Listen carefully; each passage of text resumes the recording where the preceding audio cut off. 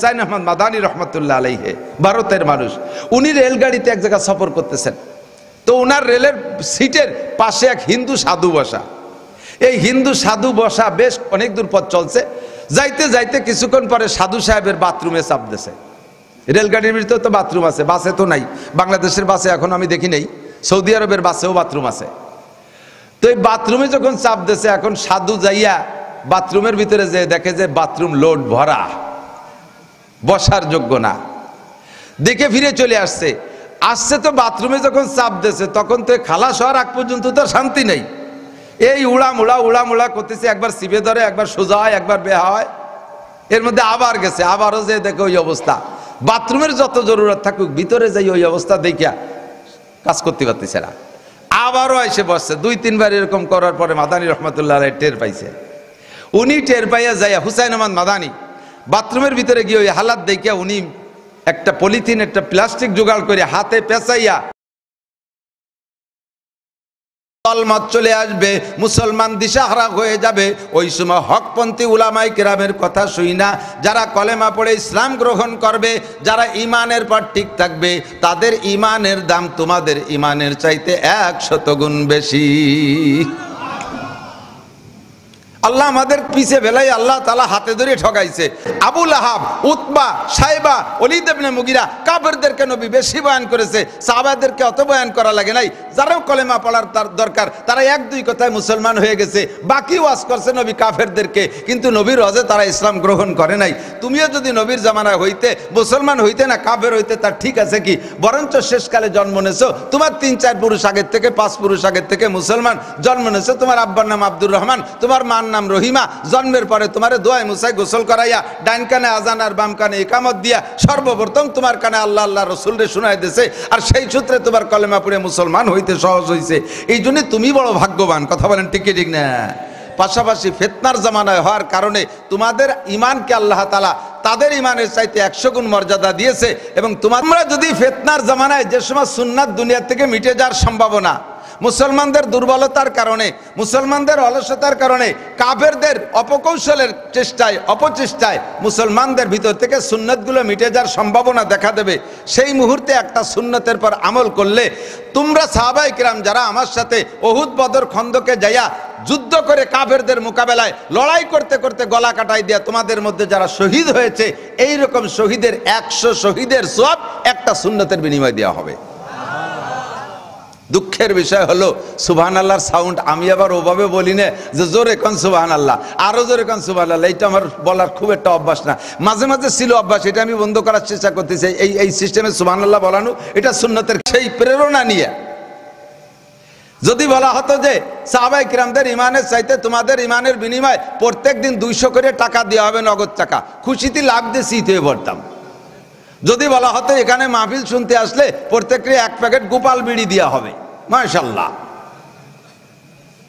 যদি বলা হতো যে না উস্তে কুটে খাওয়াইয়ে মুক্তিযোদ্ধা, আছে না নাই? মুক্তিযোদ্ধাকে পিছে পিছে ঘুরে বেড়াইছে মুক্তিযোদ্ধা, এরকম মুক্তিযোদ্ধা ভাতা খেয়ে মরতেছে বহুত। সেই মুক্তিযোদ্ধার ভাতা দিয়ে আবার সেই টাকায় যে তবলিগি যায়, হজে যায়, উমরায় যায়, মসজিদে দান করে, আল্লাহ বিল্লে, আছে না নাই? মাতে কয় যে তোর বাপ আইজো সাবালে গেল না, তুই দাঁড়িয়ে রেখে ফেলাইছিস। ওর বাপ আইজো সাবালে গই দাঁড়িয়ে রে নেই তো সাবালে কি রে, তুই দাঁড়িয়ে রেখে ফেলাইছিস। স্বামীতে দাঁড়িয়ে রাখলে স্ত্রীতে তোমার আমার বল কাকার মতো দেখা যাচ্ছে। এই কলিয়ার দাঁড়িয়ে রাখার কায়দা আছে তার? কলেজের যুবকরা দাঁড়িয়ে রাখলি পরে আর একদল যুবকে একটা ফাও কথা কইয়েছে, শক্ত কয়, তুই কি শেক খাইছিস নাকি? মানে প্রেম করে ব্যর্থ হওয়ার নাম হলো শেক খাওয়া। সুবহানাল্লাহ, আছে না নাই কথা কন? এই মুহূর্তে সুন্নতের পর আমল করা কত কঠিন। কলেজের যুবক যদি জামা জুব্বা পাগড়ি পরে, তারে স্যাররাও হুজুর কয়। আর এই হুজুর, কলেজের ভিতরে হুজুর মানে ব্যঙ্গচ্ছল শব্দ। ও হুজুর, সুরই আলাদা। ওর কি আর হুজুর থাকার কায়দা আছে নাকি? এক কথায় সুন্নতের আমল করলেই মহাবিপদ। সুন্নতের আমল করতে লজ্জা লাগে, আর সুন্নতের আমল করার ভিতরে লজ্জা দেয়, আর সুন্নত ছাড়লে তার ভিতরে ক্রেডিট জাহের করে। দাড়ি কাটার মধ্যে ক্রেডিট, প্যান্ট শার্ট টাই করবেন, 100 শহীদের সওয়াব পাবেন। জোরে কোন সুবহানাল্লাহ। বড় একটা দামি সময় আমরা দুনিয়ায় আসছি, বড় একটা দামি সময়, অল্প পরিশ্রমে মোটা নেকি পাইব। তবে ইমান ঠিক রাখা বহুত বড় কঠিন ব্যাপার।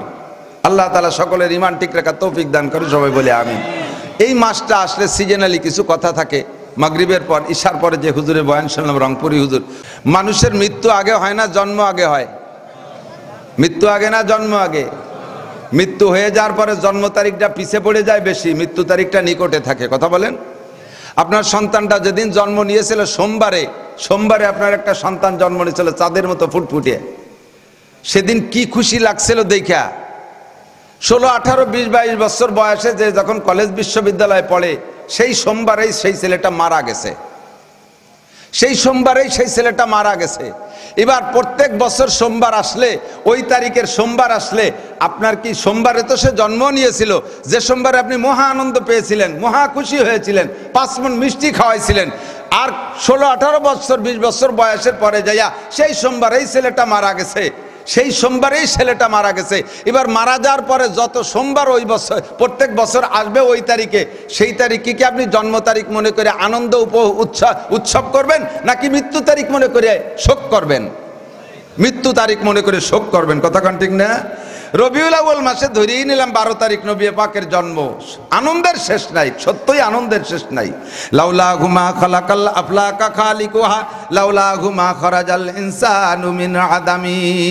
যেই নবীকে না বানাইলে মানব জাতিকে আল্লাহ বানাইতেন না, যেই নবীকে না বানাইলে সৃষ্টি কায়নাতের হাজার হাজার সৃষ্টিকে আল্লাহ পাক সৃষ্টি করতেন না, ওই নবীকে না বানাইলে আমাকেও আল্লাহ তাআলা বানাইতেন না। তাহলে আমার আগমনের ওসিলা হলো সেই নবী, তার জন্য আমার জীবনটা যদি কুরবানিও করে দেই, ও দোস্ত আমার তাহলে তার ঋণ পরিশোধ হবে না।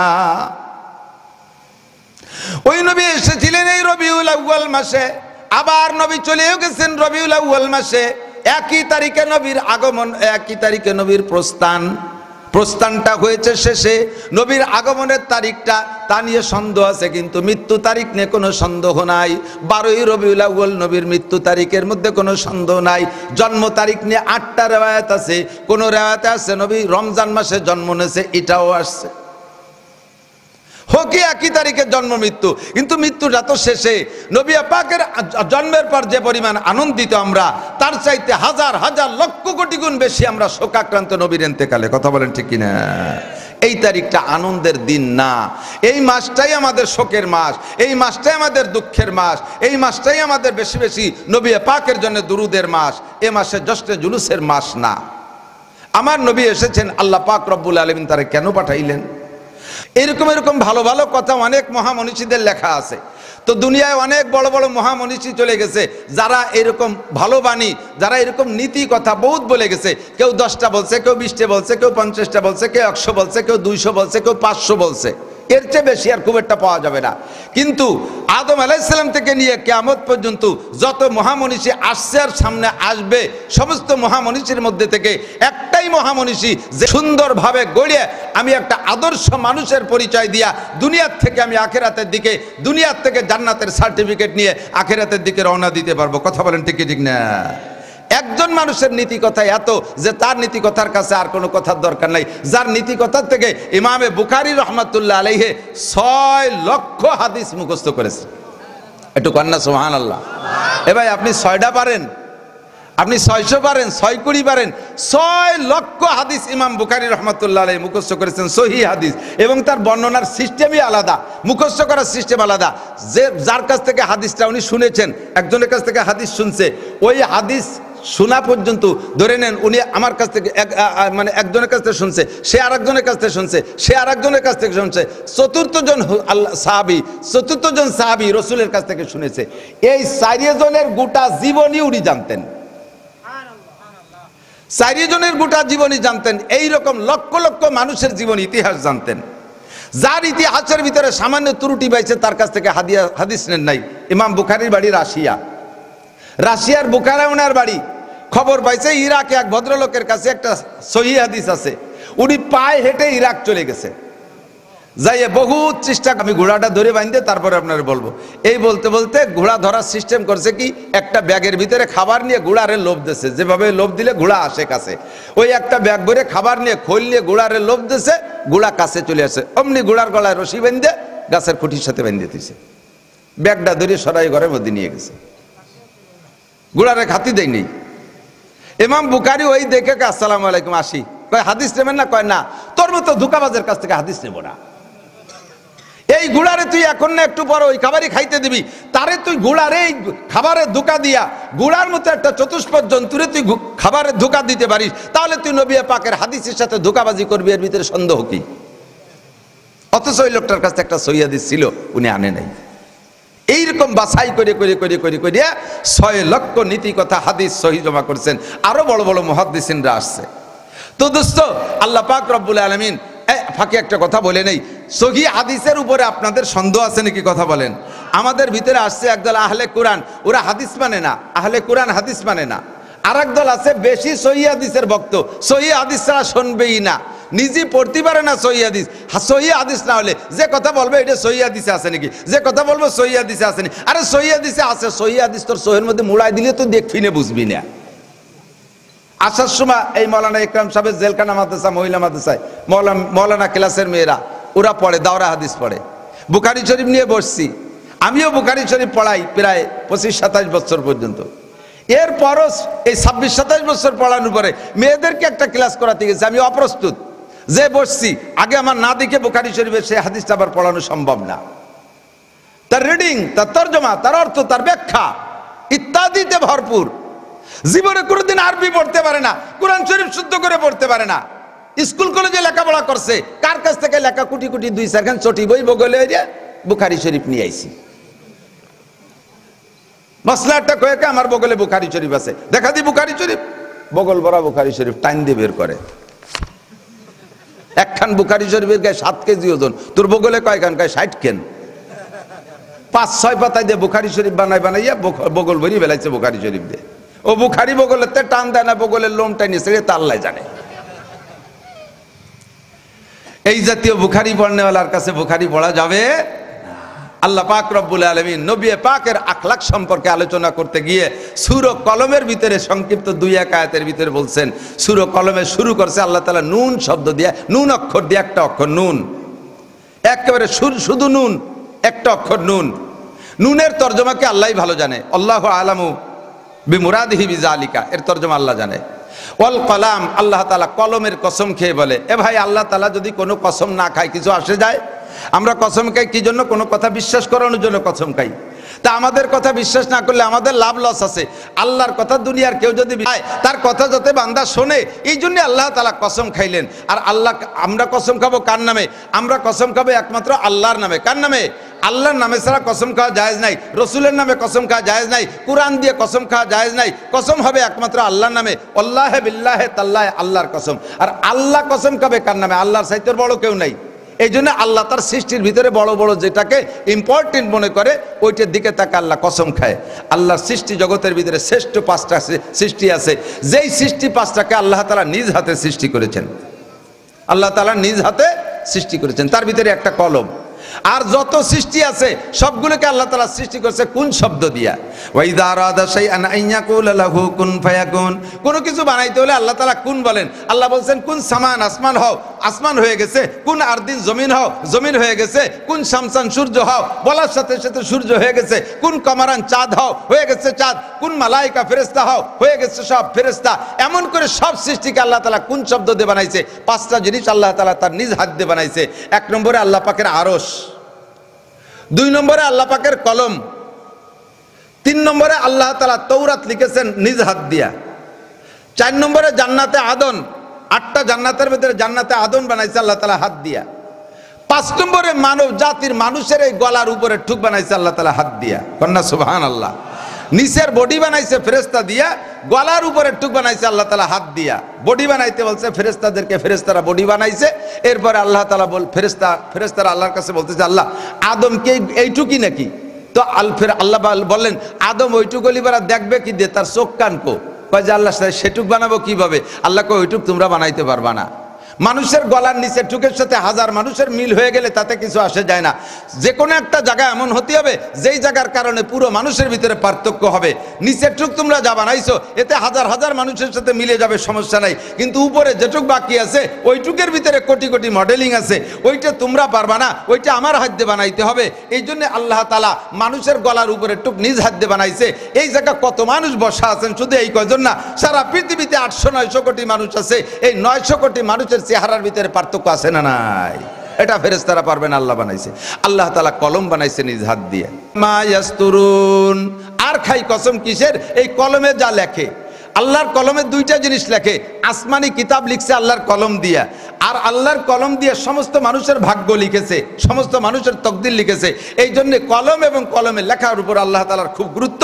এই দুইটার কসম খেয়ে বলেন, আল্লাহ কয় লুন ওয়াল কলামি ওয়া মা ইয়াসতুরুন মা আনতা বিনিমাতি বিরাব্বিকা বিমাজনুন। কাফেররা নবী পাককে পাগল বলতো, আমার নবীকে কাফেররা পাগল বলতো।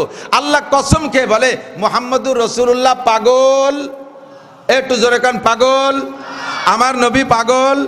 আমার নবী যদি পাগল হয় তাহলে দুনিয়ার সব ছাগল, কতক্ষণ নাগা নবীরে যারা পাগল করবে তারা হাজার, তার চাইতে কোটি কোটি গুণ পাগল। আমার নবী পাগল না। ওমা মা আনতা বিনিমাতি রাব্বিকা বিমাজনুন, তুমি তোমার রবের নিয়ামত, তুমি পাগল না। ওয়া ইন্না লাকা লা আজরান গায়রা মামনুন, আপনাকে দেয়া হবে অসংখ্য অপরিমাণ অপরিসীম নিয়ামত দেয়া হবে। এই অপরিসীম দেওয়ার ভিতরে আল্লাহ তাআলা সর্বপ্রথম দিলেন কি? ওয়া ইন্নাকা লাআলা খুলুকিন আযীম, আপনাকে আল্লাহ তাআলা সর্বোত্তম চরিত্রের অধিকারী বানাইছে। সর্বোত্তম চরিত্রের দৃষ্টান্ত বলতে গেলে দোস্ত বছরের পর বছর কেটে যাবে, পুরো 30 পারা কোরআন শরীফ বলা লাগবে। সিদ্দিকা আয়েশা রাদিয়াল্লাহু তাআলা আনহার কাছে ওমর ইবনে খাত্তাব রাদিয়াল্লাহু তাআলা আনহু জিজ্ঞেস করেছেন, মা আয়েশা, ও উম্মুল মুমিনিন আয়েশা, কাইফা কানা খুলুকু রাসূলিল্লাহ সাল্লাল্লাহু আলাইহি ওয়াসাল্লাম, ও মা আয়েশা, নবী পাকের চরিত্র কেমন ছিল? সিদ্দিকা আয়েশা রাদিয়াল্লাহু তাআলা আনহা বলেন, খলিফাতুল মুসলিমিন, আপনি মুসলমান হয়েছেন আমার জন্মের অনেক দিন আগে, আমি তখনও জন্ম নেই নাই, আপনি সেই সময় মুসলমান। আমার নবী পাকের সাথে আপনার লম্বা একটা সহচর হয়েছে, দীর্ঘদিন নবী পাকের সোহবতে ছিলেন। আপনি আমার নবীর আখলাক সম্পর্কে আমার চাইতে ভালো জানেন, আমি কি আখলাক সম্পর্কে বলবো? হযরত ওমর বলেন, আয়েশা রে, প্রত্যেকটা পুরুষের চরিত্র দ্বিমুখী থাকে, ঘরের মধ্যে একরকম থাকে, বাইরে আর এক রকম থাকে। বহুত পুরুষ আছে বাড়ি গেলি বিটি গিয়াতে থাপ্পড় খায়, বাইরে গেলি সিংহ, কেউ তার সাথে কথা কথি সাহস পায় না। আবার বাড়ি যাওয়ার সাথে সাথে বউতি দাড়ি ধরে থাপ্পড় মারলে ভিজিবিলের মতো চুপ করে দেয়। আবার অনেকে আছে বাড়ি যাইয়া বিটিকের সাথে খুব পারাপারে, চিনিস আইলো লাঠি দে আও লাখের পিঠে, আর আমি দেশের পাইছিও। বাইরে গেলি পারা পুলা মানে থাপড়ায় দেয়, সে জায়গা প্রতিশোধ দিতে পারে না। অনেকে আছে বাড়ি ঘরের ভিতরে বহুত খরচ করে, কিন্তু বাহিরে চরম কৃপণ, মানুষের একটা চাও খায় না। আবার অনেকে আছে বাইরে গেলে চার দোকানে গেলে 500-1000 টাকা উড়াই দেয়, বাড়ি আসার সময় বউ বাচ্চার জন্য একটা চকলেটও আনে না। এরকম দ্বিমুখী হয় কিনা মানুষ, কথা বলেন? তো আয়েশা সিদ্দিকা রাদিয়াল্লাহু তাআলার কাছে ওমর বলছেন, আমরা তো নবী পাকের বাহিরের আখলাক সম্পর্কে জানি, এতে আমরা মুগ্ধ, কিন্তু ঘরোয়া আখলাক কেমন এটা তো আমরা জানি না, তুমি জানো, আর তুমি ভিতরের খবরও জানো বাইরের খবরও জানো। এই জন্য জানতে চাইছি তুমি বলো নবী পাকের চরিত্র কেমন ছিল। আরেকটা কথা হলো, একজন পুরুষের চরিত্র কেমন, ভালো না মন্দ, এইটা সবচাইতে সুন্দর বলতে পারবে তার স্ত্রী। হাদিসে আসছে, যদি কোনো পুরুষকে তার স্ত্রী তার চরিত্রের সার্টিফাই করে যে আমার স্বামী ভালো ছিল, আমার স্বামী ভদ্র ছিল, আমার স্বামী দিনদার ছিল, আমার স্বামী ভালো ছিল, তাহলে ওইটাই হলো অরিজিনাল ভালো। তোমাদের মধ্যে সবচেয়ে ভালো ওই লোকটা যে লোকটা তার পরিবারের কাছে ভালো। হযরত আব্দুল্লাহ ইবনে মুবারক রাহমাতুল্লাহ আলাইহির ইন্তেকালের পরে, ইন্তেকালের 1 সপ্তাহ পরে উনার একজন মুরিদ মারা গেছে। এই মুরিদটা ছিল কর্মকার, এই মুরিদ ছিল কর্মকার। তো ওই মুরিদও মারা যাওয়ার পরে আব্দুল্লাহ ইবনে মুবারক রাহমাতুল্লাহ আলাইহির এক খলিফা স্বপ্নে দেখতেছে যে আব্দুল্লাহ ইবনে মুবারকও জান্নাতি, আর ওই যে কর্মকার ওই মুরিদও জান্নাতি। তবে জান্নাতের ভিতরে পার্থক্য দেখতেছেন, আব্দুল্লাহ ইবনে মুবারক রাহমাতুল্লাহ আলাইহির চাইতে ওই কর্মকারের মর্যাদা জান্নাতের মধ্যে একটু বেশি দেখতেছেন। আরে ভাই, পীর সাহেবের চাইতে মুরিদের মর্যাদা জান্নাতের মধ্যে একদিক দিয়ে বেশি দেখতেছে, এটা আশ্চর্যের বিষয় না? ওই খলিফার ঘুম ভেঙে গেছে, সজাগ হয়ে গেছে। সকালবেলা এবার কর্মকারের সন্ধানে বেরোইছে। কর্মকারের সন্ধানে বেরোইয়া যাইতে যাইতে যাইতে যেতে পাইছে কর্মকারে, যে দেখে কর্মকারের বাড়ি আব্দুল্লাহ ইবনে মুবারকের বাড়ি রাস্তার ওই পাশে, আর কর্মকারের বাড়ি রাস্তার ওই পাশে। কর্মকারের বাড়ি তো গরিব মানুষ, কোনো মতে পাতা পুঁতে দিয়ে বেড়া দেওয়া, পর্দা আছে, খুব পর্দা। সামনেই কর্মকারী একটা ঘর রয়েছে, এখন আর কর্মকারী কাজ নাই, ওনার ছেলে পেলে সে কাজ শেখে নাই। তো বাড়ির কাছে যে সালাম দিয়ে পরিচয় নেছে যে এটা কি কর্মকার সাহেবের বাড়ি? বলে হ্যাঁ। তো ওনার স্ত্রী ভিতরের থেকে জিজ্ঞেস করছে যে কর্মকার সাহেব কেমন ছিল, এই কর্মকার সাহেব কেমন ছিল, কি করতেন? স্ত্রীর কাছ থেকে যদি তার সার্টিফিকেট পাওয়া যায় তাহলে এটা হলো অরিজিনাল সার্টিফিকেট।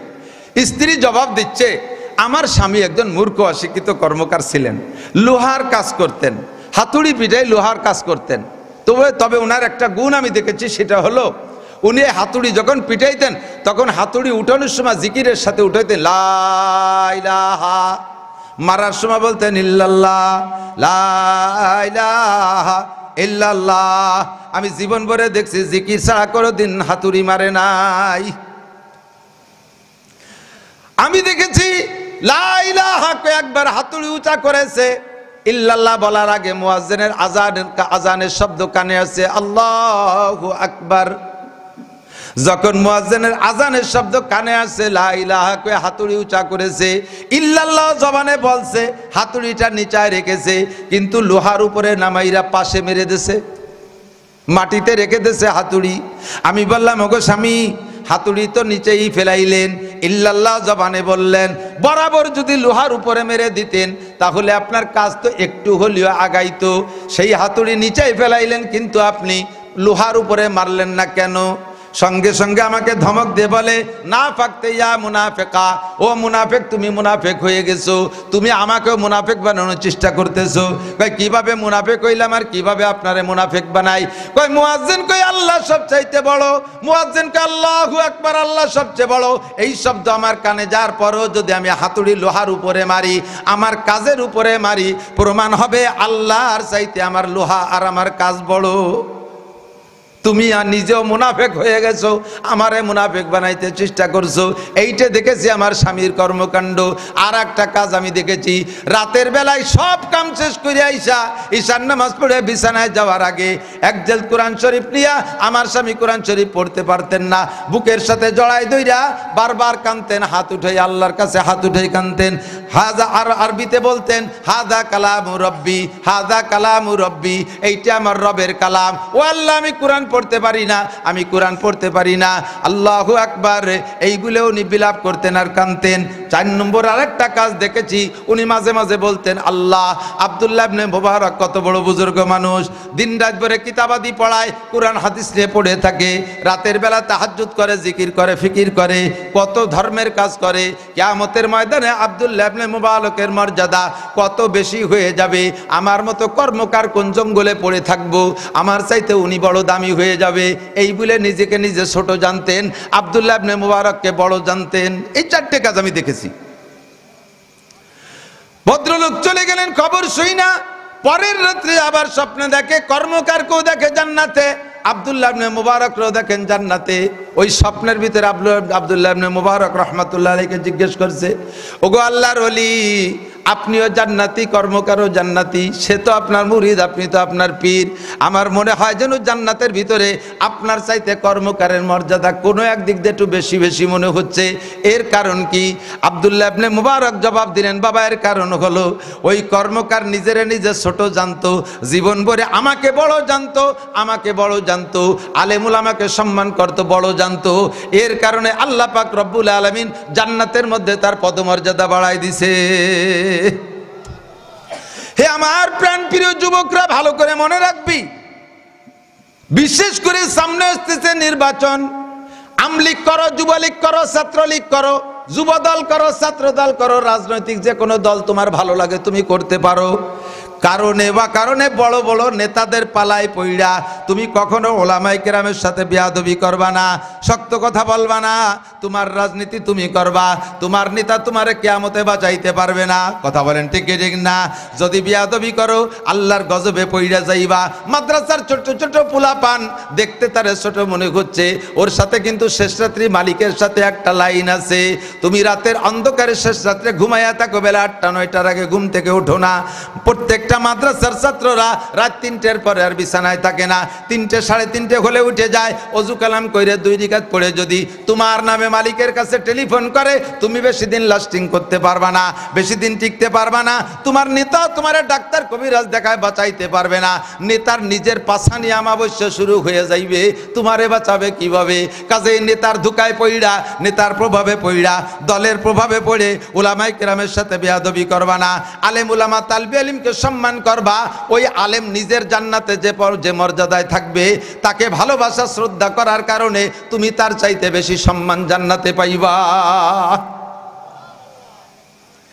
স্ত্রী স্বামীর আসল সার্টিফাই করতে পারে, এর কারণে বিয়ে পাক হযরত ওমর রাদিয়াল্লাহু তাআলা আয়েশার কাছে জিজ্ঞেস করছে, কাইফা কানা খুলুকু রাসূলিল্লাহ সাল্লাল্লাহু আলাইহি সাল্লাম, ও মা বলো নবী পাকের চরিত্র কেমন ছিল?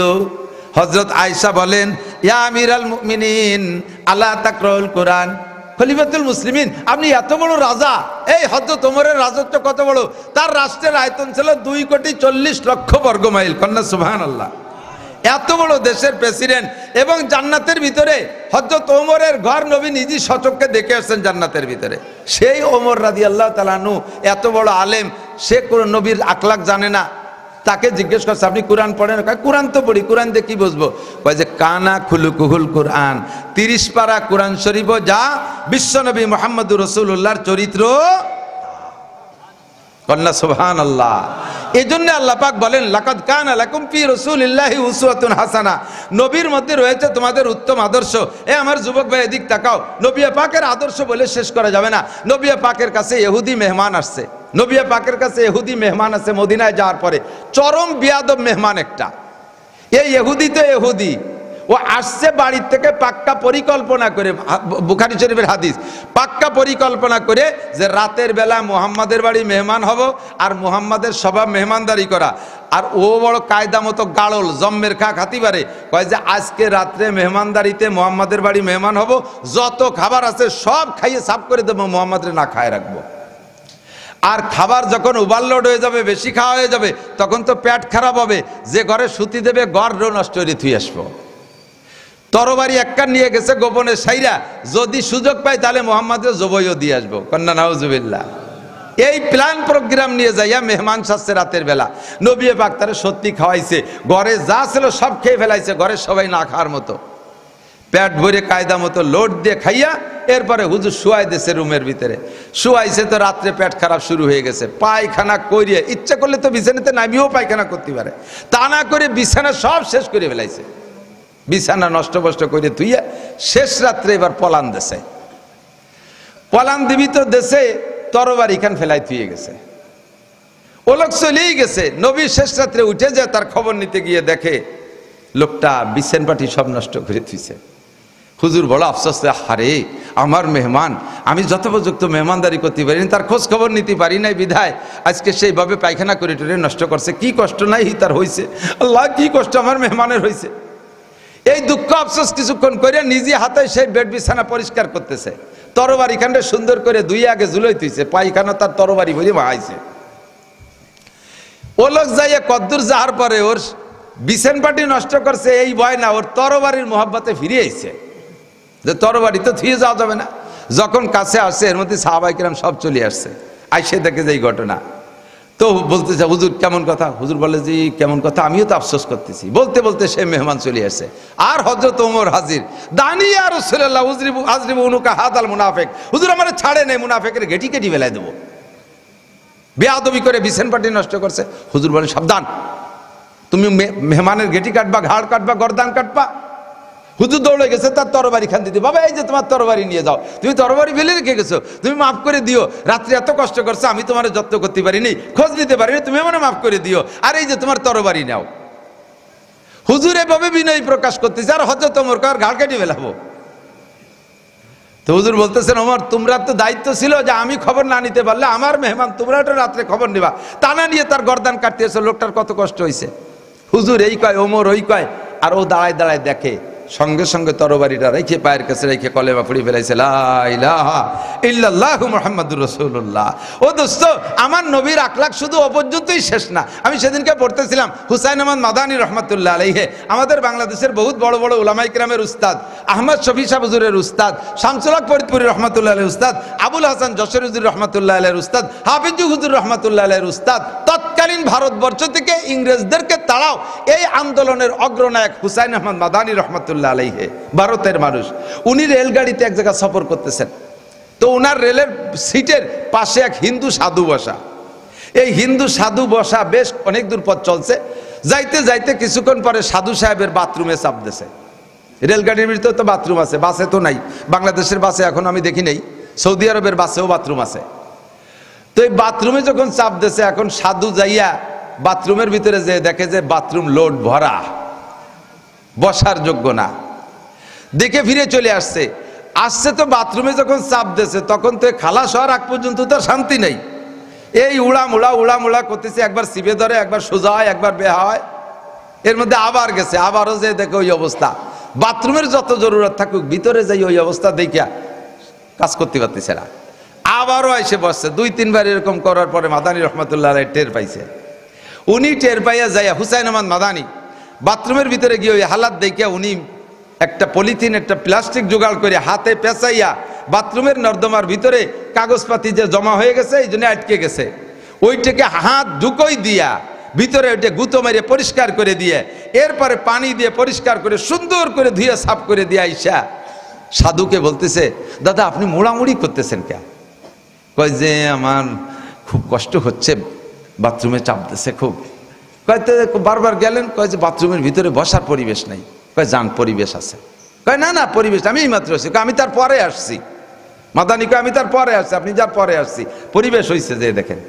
সত্যি যে দেখে যে সুন্দর পরিবেশ, নিট অ্যান্ড ক্লিন, পরিষ্কার সুন্দর করে ভদ্রলোক, সাধু ভদ্রলোক বাথরুম করে আইসা ওনার দিক তাকায় রয়েছে। মানান্তা হিন্দুদের স্বভাব কি, বেশি খুশি হয়ে গেলে কেরপর উনাদের ভাষায় দোয়া দেয়। আমি এই শত্রুজিতপুর আছেন আপনাদের এই পাশে, শত্রুজিতপুর বাজারে একবার মাহফিল করছি। তো ওই মাহফিলের ভিতরে হিন্দুদের কিছু কথা বললাম, সেটা হলো যে ভাই হিন্দুরা, আমার মুসলমান যুবকরা, তোরা হিন্দুদের মাহফিলে যাস না, হিন্দুদের পূজা পাঠে যাস না। এক তো ইসলামে নিষেধ আছে, 2 নম্বরে তোরা গেলে ওরাও অশান্তি মনে করে। তোরা মনে করি যে আমাদেরকে কাঠ দিয়ে দাওয়াত দিছে, এটা জাস্ট তোরা মুসলমান সংখ্যাগরিষ্ঠ, ওরা সংখ্যালঘু, তোদেরকে ভয়তে ভয়তে নেতাকে দাওয়াত দেয়। মূলত তোরা না গেলে ওরা খুশি হয়, আসলেই কিন্তু খুশি হয়। তোমরা গেলে তারা ভয় পায় যে তাদের পূজা পাঠের ভিতরে তাদের মেয়ে ছেলেদের উপরে তোমরা কোনো অন্যায় করে না বসো, এই জন্যই তারা বড় দুশ্চিন্তায় থাকে, তোরা যাস না। এই জাতীয় বেশ কিছু কথা বলছি। বলার পরে মাহফিল শেষ করছি, হিন্দু সাধু একজন দৌড়ে আইসা আমার পার পর সরাসরি সিজদায় পড়ে গেছে, আমার দোয়া দিচ্ছে, ভগবান ভগবান তুমি আমার বাবা নাসিরের দেবতা বানাই দাও। আমার দেবতা বানানোর দোয়া দিচ্ছে। উনরা বেশি খুশি হয়ে গেলে ওনাদের ভাষায় এভাবে দোয়া করে। তো বলতেছে আপনি কি কোনো দেবতা? তো উনি বললেন যে না, আমি সাধারণ মানুষ, আমার নাম হুসাইন আহমদ। শুনি চমকে গেছে। কোথায় কি করেন? আমি দারুল উলুম দেওবন্দের খেদমত করি, চাকরি করি, ওখানে মাদ্রাসায় পড়াই। হুসাইন আহমদ মাদানী রহমাতুল্লাহ আলাইহির এই আচরণ দেখা ওই গাড়ির মধ্যে হিন্দু সাধু কলেমা পড়ে মুসলমান হয়ে গেছে। মুসলমান কোনো অমুসলমানকে টাকা দিয়ে কেনে না, কথা কন না কেন? আমরা কেউ টাকা দিয়ে কলেমা পড়াই না, আমরা কেউ পয়সা দিয়ে কলেমা পড়াই না, আমরা কেউ ঘর বাড়িতে কলেমা পড়াই না। ইহুদি মুসলমান, হিন্দু, বৌদ্ধ, খ্রিস্টান সব জাতি মুসলমানদেরকে কিনতেছে টাকা দিয়া। আমরা টাকা দিয়ে কিনি না, আমরা আমার নবীর আখলাক দিয়ে মুসলমানদেরকে ক্রয় করি। কথা বলুন ঠিক ঠিক না? আমাদের আখলাক, আমাদের স্বভাব। দুঃখের বিষয় হলো, পরিতাপের বিষয়, লজ্জার বিষয় হলো যে আমরা মুসলমানরা সেই আখলাক ভুলে গেছি। আমি আমার গোপালগঞ্জে একজন হোমিওপ্যাথ ডাক্তারের দোকানে ঔষধ আনতে গেছি। ডাক্তারের ওখানে সিরিয়াল লেগে গেছে, আমার সামনে 2টা মহিলা, আমিও প্রায় 25-27 বছর আগে, 2টা মহিলা আমার আগে, আমার পিছনে আছে 3-4 জন। তা আমার পিছনে 3-4 জনের ভিতরে একটা যুবক খুব তাগড়া মস্তান, আমিও তার তখন চিনি না, বাড়িও গোপালগঞ্জ শহরে। ওই মস্তান পিছনের থেকে ডাক্তাররে বলতেছে, ডাক্তার ওই 2 জনের সামনের 2 জন আর এই হুজুররে বাদ দিয়ে আগে আমারও ওষুধ দেন। ডাক্তার অখেয়াল করে না, ডাক্তার তো তার ভদ্রতার সাথে, হিন্দু ডাক্তার, এই বাবরি চুল আছে, দাড়িও আছে হিন্দুর, আবার অন্য হিন্দুদের মতো মোষ ওরম বড় না, মোষ আবার ওই সামনে ফাঁকা করা সাফ করা মোষ, পাঞ্জাবি পরা পায়জামা পরা, প্রায় মুসলমান ভাব। আর আমার পিছনের থেকে যেই মস্তান সিগন্যাল দিচ্ছে সে মস্তানের কিচ্ছু নাই সুন্নতের। ও পিছনে থেকে বলছে, হ্যাঁ ডাক্তার আগে আমার ওষুধ দেন। কয়েকবার বলার পরে সে যখন ভ্রুক্ষেপ করে নাই, তারপরে বলি উঠছে, হ্যাঁ চালাল, কথা কানে দিস না। এরপরে চোখ উঠেছে, তো বলতেছে আসো তোমার ওষুধ দিয়ে দিকে এসো। সামনে নিয়ে ওষুধ দিচ্ছে, কয় যে তুমি আমার চালাল কইলা, তুমি মুসলমান? বলে হ্যাঁ আমি মুসলমান। কয় যে চালাল আমি না চালাল তুই? তোর নবীর বাবরি চুল ছিল, দেখ আমার বাবরি চুল আছে। তোর নবীর মোচ ছোট ছিল, দেখ আমার মোচ ছোট আছে। তোর নবীর লম্বা দাড়ি ছিল, আমার লম্বা দাড়ি আছে। তোর নবী পাঞ্জাবি পরতো, আমার পায়ে গায়ে পাঞ্জাবি আছে। তোর নবী পাজামা পছন্দ করতে, আমার গায়ে আমার পরনে পাজামা আছে। তোর আউয়াল লাখের কোথায় কি আছে? তোর মাথায় বান্দরে চুল, তোর মুখে দাড়ি নাই, তোর মুখ আর আড়ির অন্ডকোষ দেখলে একরকম দেখা যায়। তোর গায়ে কোনো জায়গায় সুন্নত নাই, তুই নামাজ পড়িস না, তোর চেহারার ভিতরে বোঝা যায় তুই আমার, তুই মুসলমান না, তুই মুসলমানের সন্তান না। আমারে তুই চালাল কইস, চালাল আমি না তুই। সাথে আরো 10-12 জন জমা হয়ে গেছে, সবাই মিলে এবার ডাক্তারের দলে কায়দা মতো মুসলমানি দিয়ে ছেড়ে দিছি সেই দিন।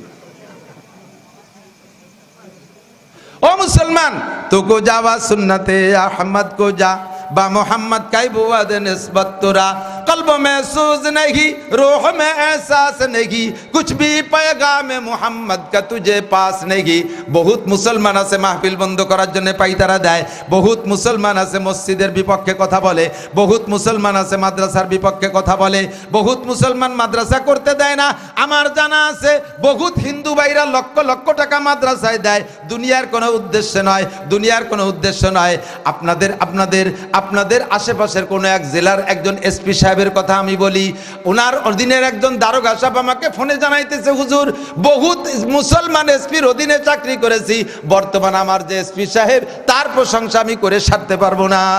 আমরা এসপি সাহেবের অফিসে মিটিং করতেছিলাম, ইতিমধ্যে আজান দিছে, ইতিমধ্যে মুয়াজ্জিন আজান দিছে, আজানের আল্লাহু আকবার ধ্বনি কানে আসার সঙ্গে সঙ্গে এসপি মহোদয় আমাদের মিটিং স্থগিত করে দিয়ে আমাদেরকে বললেন আজান হয়েছে, নামাজ পড়ে আসেন। আমাদের মধ্যে 2-3 জন গেল নামাজ পড়তে, আর কয়জন নামাজ পড়তে গেল না।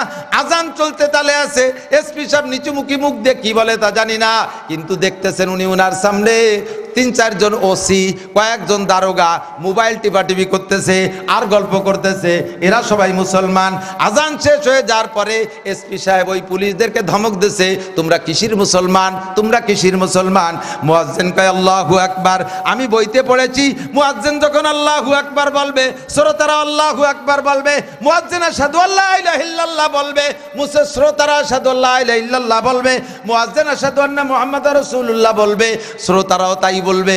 তোমরা একজন আজানের উত্তর দাও নাই, আমি আজানের উত্তর দিয়েছি। এসপি সাহেব হিন্দু ভদ্রলোক, আজান হলো, কয়জন নামাজে গেল, তোমরা মুসলমানরা নামাজে গেলে না। तुको जावा सुन्नते अहमद को जा बा मोहम्मद का बुआद निस्बत तुरा कल्ब में सोज नहीं रूह में एहसास नहीं कुछ भी पैगाम मोहम्मद का तुझे पास नहीं कुछ भी पैगाम मोहम्मद का तुझे पास नहीं। অন্তরে জ্বালা নাই, সিনার মধ্যে ব্যথা নাই, বাহ্যিক কোনো আমল নাই। তোমার মাথা দেখলে বোঝা যায় না মুসলমানের মাথা না, অমুসলিম খ্রিস্টানদের মাথা। তোমার গায়ের পোশাক দেখলে বোঝা যায় না তুমি মুসলমানের বাচ্চা না খ্রিস্টানের বাচ্চা। আরে আজান হইলে মুসলমানগুলো মসজিদে যায়, আর হিন্দুগুলো মুসলমানগুলো মসজিদের থেকে অন্য দিক চলে যায়। তুমিও আজান হইলে অন্য দিক চলে যাও, সিনার কায়দা নাই। তোমার বউটার চেহারা দেখলে বোঝা যায় না মুসলমানের সন্তান নাই হিন্দুর সন্তান। তোমার বউর মাথায় কাপড় নাই, হিন্দুর মেয়ের মাথায় কাপড় নাই। তোমার বউর কপালে টিপ, হিন্দুর মেয়ের কপালে টিপ। তোমার মেয়ের ঠোঁটে আলতা, হিন্দুর মেয়ের ঠোঁটে আলতা। তোমার হিন্দুর ছেলে মেয়ে দুর্গা পূজায় যায়, তোমার ছেলে মেয়ে দুর্গা পূজায় যায়। হিন্দুর ছেলে মেয়ে সরস্বতী লক্ষ্মী পূজায় যায়, তোমার ছেলে মেয়ে মেয়ে সরস্বতী লক্ষ্মী পূজায় যায়, হিন্দুদের অনুষ্ঠানে ড্যাক্স বাজায়, বক্স বাজায়, ঢোল বাজায়, মুসলমানদের অনুষ্ঠানে ড্যাক্স বাজাও, ঢোল বাজাও, তবলা বাজাও। তো কুজা বা সুন্নতে আহমদ কুজা, তোমার মধ্যে আর রসুলের উম্মতে তোমার মধ্যে আর অমুসলমানদের মধ্যে পার্থক্য কোথায়? অথচ সারা দুনিয়ার সমস্ত জ্ঞানী গুণী বিজ্ঞানী সমস্ত সভ্য মানুষ বলতে বাধ্য মুহাম্মাদুর রাসূলুল্লাহর আদর্শের চাইতে ভালো আদর্শ হইতে পারে না। ঠিক কি না? লাকাদ কানা লাকুম ফি রাসূলিল্লাহি উসওয়াতুন হাসানা। আমি এই আম বয়ানের ভিতরে খাসভাবে কতগুলো যুবক চাই। আমার যুবক সোনা লক্ষ্মী তোমরা রেডি হয়ে যাও, আমার যুবক ভাইরা তোমরা রেডি হয়ে যাও। তোমরা একটা আদর্শশীল ফুলফুজুল যুব সংগঠন করো। নবিয়া পাকের জামাত, নবিয়া পাকের বয়স যখন 17 বছর হয়েছিল, একটা যুব সংগঠন, সমাজ কল্যাণ সমাজ সেবা যুব সংগঠন।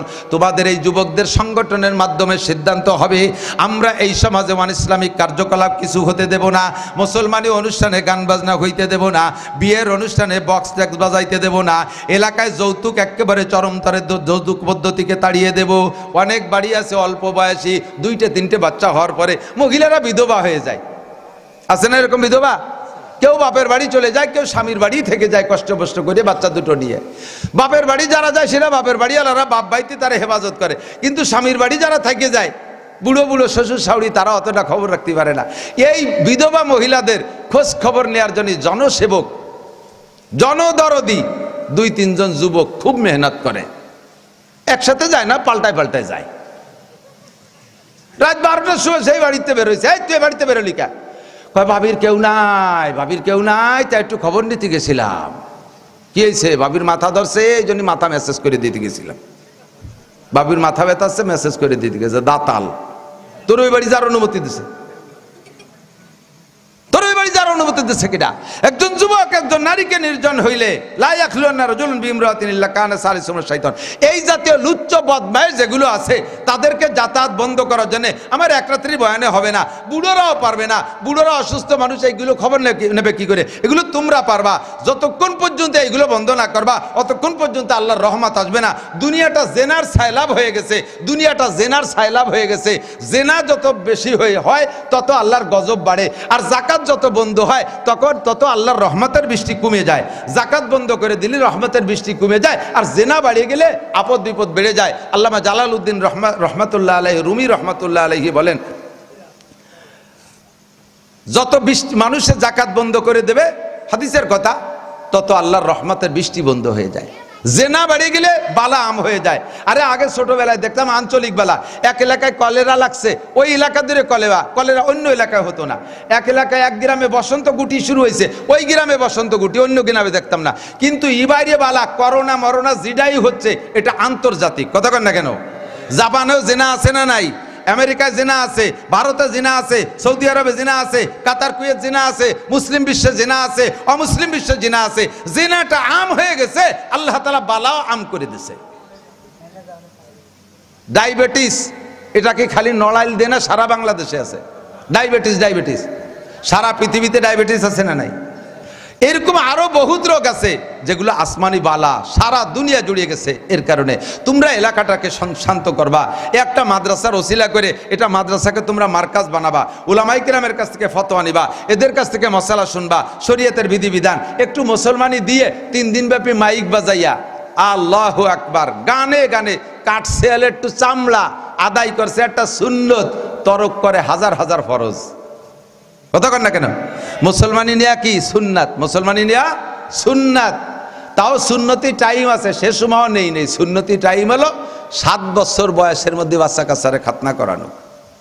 সাথে খাতনা করা না করাইয়া বিয়ের বছর হানিক আগে মুসলমানি দেশে 22, 23, 26, 27 বছর বয়স, বিয়ের কথা আসতেছে চতুর্দিক দিয়ে, ছেলেরে মুসলমান 3 দিন মাইক বাজাইয়া গানে গানে, এখন তো মাইক নেই, এখন হচ্ছে বক্স, ঢোলের বাড়িতে মসজিদের মুসল্লিরা পেশাব করে দিয়েছে। নারী পুরুষের অবাধ বিচরণ, পর্দা পুরুষিদার বালাই নাই, এইগুলো করে টরিয়া তারপরে ব্যারাকের থেকে 1.5 লাখ টাকা নিয়ে গরু একটা মারিয়ে দিয়ে খাওয়াও, কালেকশন হবে, পয়াম একটা বানাই দিয়ে শুরু হয়ে গেছে। 1.5 লাখ টাকা খরচ, কোনো বাড়ি 2-3 লাখ টাকা হয়, কোনো বাড়ি উল্টো দিক যায়, কালেকশন হয়েছে ওটা 50,000। আর কেউ মুসলমানি দেব না, যা লাভ বেশি এলিকা আমি একবার নেব নাকি মুসলমানি। এইগুলো শয়তানি। মুসলমানি অনুষ্ঠান করে খাওয়ানো দাওয়ানো এটা সুন্নতের খেলাফ। আকিকা অনুষ্ঠান করে খাওয়ানো সুন্নাত। বিয়ে করে আইনে বাড়ি বউ ভাত কয় বাংলাদেশে, তারে আরবিতে কয় অলিমা, সুন্নাত। অলিমা সুন্নতি দাওয়াত, আকিকার সুন্নতি দাওয়াত। হুজুর বলেন অলিমার আকিকার দাওয়াত যদি কোনো বাড়ি করে, ওই দিন অন্য কোনো যে কোনো দাওয়াত পাইলে সেগুলো মিস করে দেয়, দুই দাওয়াত খাবা। যদি কোনো ব্যক্তি অলিমা আকিকার দাওয়াত, বিশেষ করে অলিমা বউ ভাতের দাওয়াত পাইয়ে খাইল না, ফালাইসা মিন নিচে আমার উম্মতি না। তাহলে এই দাওয়াতের কত গুরুত্ব। নবী যদি বেঁচে থাকতেন তাহলে বলতাম যে হুজুর খাতি যাব কি, খাওয়াই দাওয়াই যে কিরানি বসে রয়েছে একটা কেশিয়ার, টাকা না দিলি তো সে খেপাবে না। মাইকি যে বেশি দেয় তার নাম ডাক সারি কয়, চেয়ারম্যান 20,000 টাকা, মার হাবা। মেম্বার 10,000, মার হাবা। প্রফেসর 5,000, মার হাবা। মাস্টার 3,000, মার হাবা। দুলোভাই 2,000, মার হাবা। শহীদার 20 টাকা, মার থাবা। এতক্ষণ মার হাবা, শেষে মার থাবা, খাওয়াই ছেড়ে দিয়েছে। গরিব মানুষ খাইতে যাওয়ার উপায়ই নাই, গেলি তো টাকা দেওয়া লাগে। আরে তোর বাড়ি খেয়ে যদি 500-1000 টাকা দেবো, তাই তোর বাড়ি যাবো কে? ওই যে হোটেলে যে খাই, দাওয়াত খাওয়াইয়া টাকা কালেকশন করা, এর চাইতে জঘন্য অন্যায় হতে পারে না। এই ওলিমা বিয়ের অনুষ্ঠান কইরা, মুসলমানি অনুষ্ঠান কইরা, আকিকা অনুষ্ঠান কইরা খাওয়াইয়া যে